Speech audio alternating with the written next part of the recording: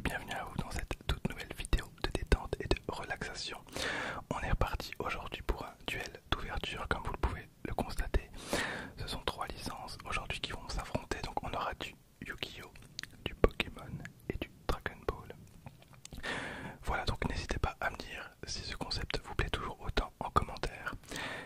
Et donc on a aujourd'hui, donc comme j'ai dit, du Yu-Gi-Oh avec des boosters speed duel, donc les épreuves du royaume. On a bien sûr du Pokémon épée bouclier. Alors j'ai un petit peu tech parce que j'ai mal calculé mon coût.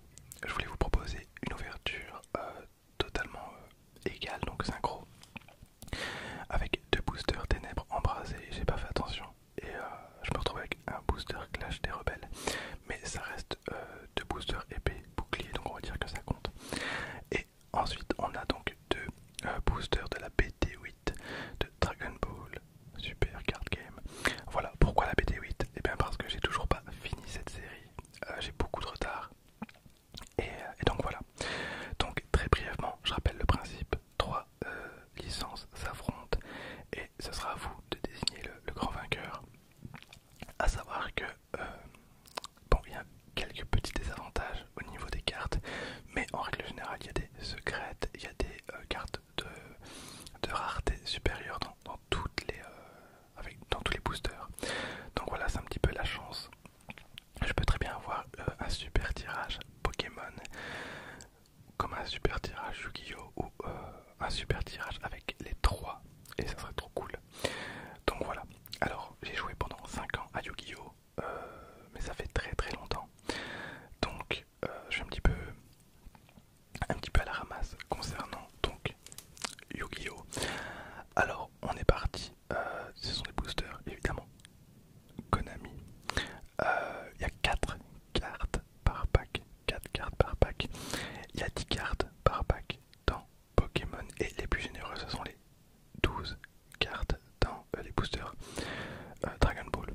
A savoir que pour ce qui est de Yu-Gi-Oh! Ce sont des packs spéciaux, donc ils sont moins chers, il y a moins de cartes à l'intérieur.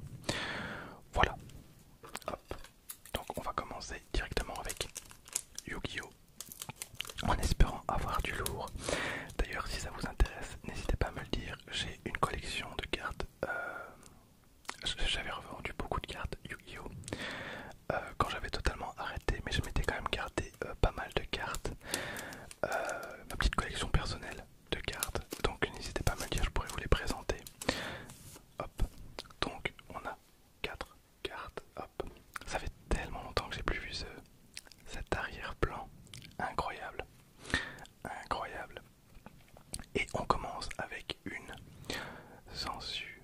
Sensu. Si vous trouvez que je carbure un petit peu pour cette ouverture, c'est normal, je suis désolé, il me reste que 30 minutes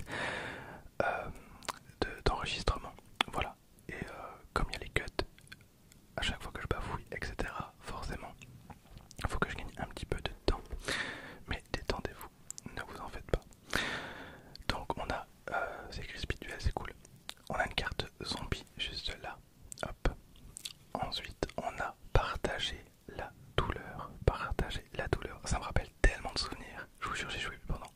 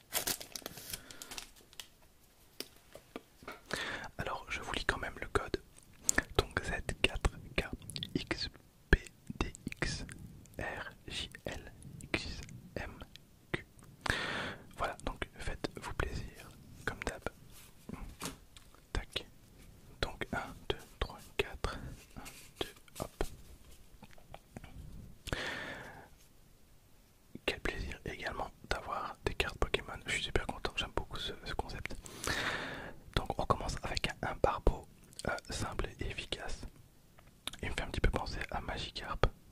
On dirait qu'il galère un petit peu à nager. Avec une attaque dite sieste. Dite sieste, dite sieste, dite sieste. D'ailleurs, si vous voulez vous endormir, n'hésitez pas. On a Chagripan. Chagripan. Chagripan. Ah merde.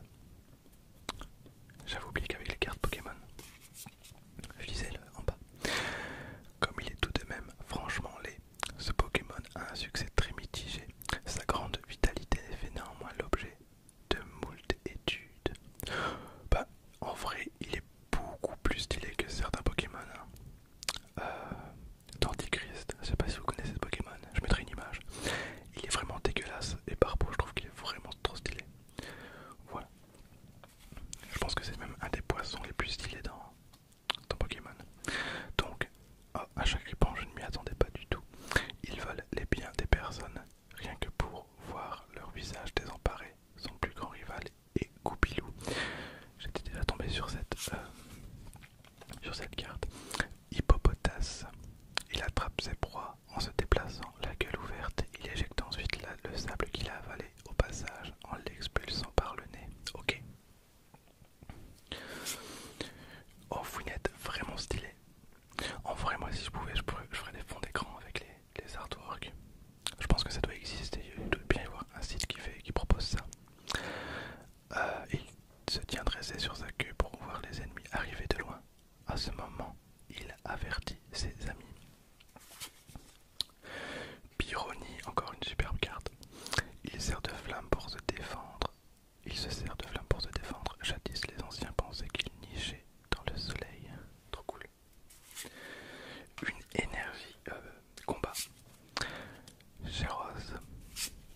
Flotoutan. Hop, bon, je vous avais déjà lu cette carte auparavant. Zalerock également.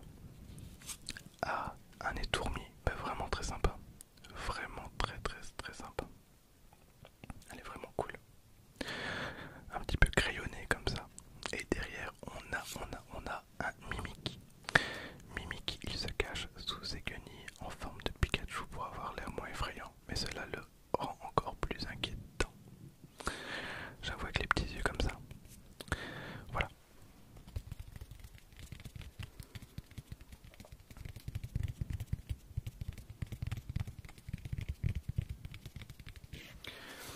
Voilà, en vrai, je me presse un petit peu.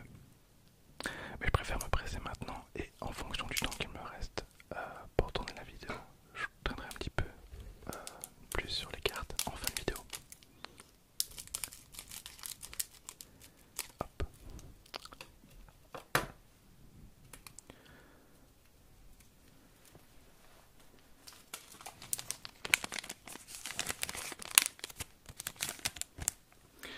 Alors, on a dans cette édition un total de 147 cartes avec plusieurs raretés différentes. J'aimerais beaucoup avoir des cartes secrètes, évidemment. J'ai jamais eu de secrète en vidéo. Cela dit, si je chope une secrète là tout de suite, je pense que je peux remballer les autres boosters parce que ça sera difficile à détrôner. Voilà. Donc, on a un Vegeta Super Saiyan Hystérie Furieuse. Ok. On a Super Canon Garrick. Miso Katsu, arme vivante. Bras sous contrôle. Ginyu, technique maléfique. Sangohan, entraînement déterminé. Kijime, arme vivante. Les guerriers fantômes. On peut apercevoir un Freezer et un Thalès.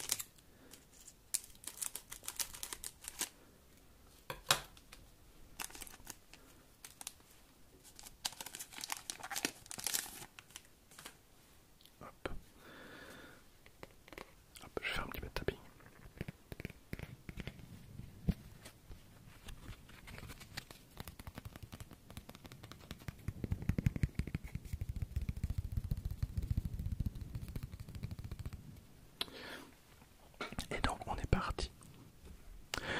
On a battement de queue, battement de queue.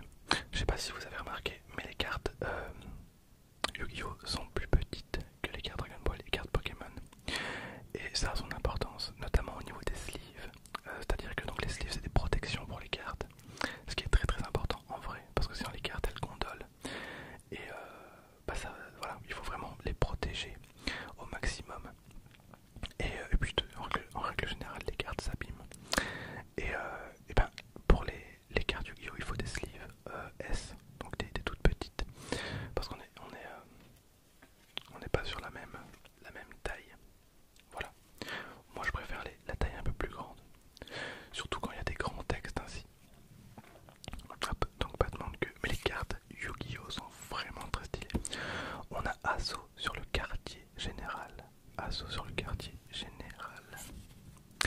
Rituel de magie noire, pardon. Ça c'est une ancienne carte, une très très ancienne carte rituel de magie noire qui permet d'invoquer par rituel le magicien du chaos sombre. Alors le magicien du chaos sombre, c'est le monstre que vous voyez juste derrière Yuki. Voilà, je cherchais son nom depuis tout à l'heure et bah, maintenant je le sais. Ce qui serait cool c'est qu'on l'ait derrière. Et non, on a Rituel du Lion de Guerre, une ancienne carte également. Rituel du Lion de Guerre, d'ailleurs je pense que je dois avoir la carte Rituel pas très loin. Voilà, donc Rituel du Lion de Guerre pour invoquer aussi une carte rituelle. Les cartes rituelles sont très sympas, elles sont bleues. Pour la petite info. Et à l'époque où moi je jouais à Yu-Gi-Oh, on n'utilisait pas plus du tout de cartes rituelles. Et on est parti pour les deux derniers boosters. Alors épée bouclier, clash des rebelles, j'aurais peut-être dû ouvrir le ténèbres embrasées en dernier. Mais écoutez, hop. Tac.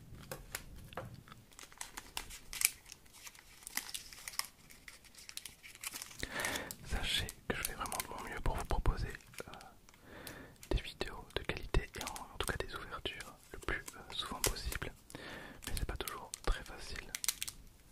C'est vrai que ça coûte assez cher d'acheter des boosters tout le temps. Voilà. Hop.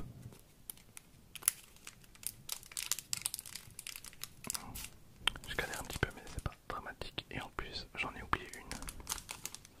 En espérant que c'était la dernière. Hop. J'ai vraiment fait n'importe quoi. Alors, QNHT79B 4QY9WP. Ok. 1, 2, 3, 4. 1. Donc désolé pour la coupure, je me suis pas spoilé du tout, mais il y a eu une moto qui passait devant la maison. Alors on a un funésir, son corps est tiède, réchauffé par sa flamme, il prend les personnes égarées par la main et les guide vers le monde des esprits. Ok, ensuite on a un Nenubio, un de mes Pokémon favoris, enfin je dis ça avec beaucoup de Pokémon au final, mais je trouve qu'il est très très sympa. Mélofée, on l'avait déjà eu, Mélofée, incroyable. Voltorb, on l'a eu également, très sympa, Voltorb. Hop, Caninos, il est courageux et fiable, il se dresse vaillamment devant ses ennemis, même si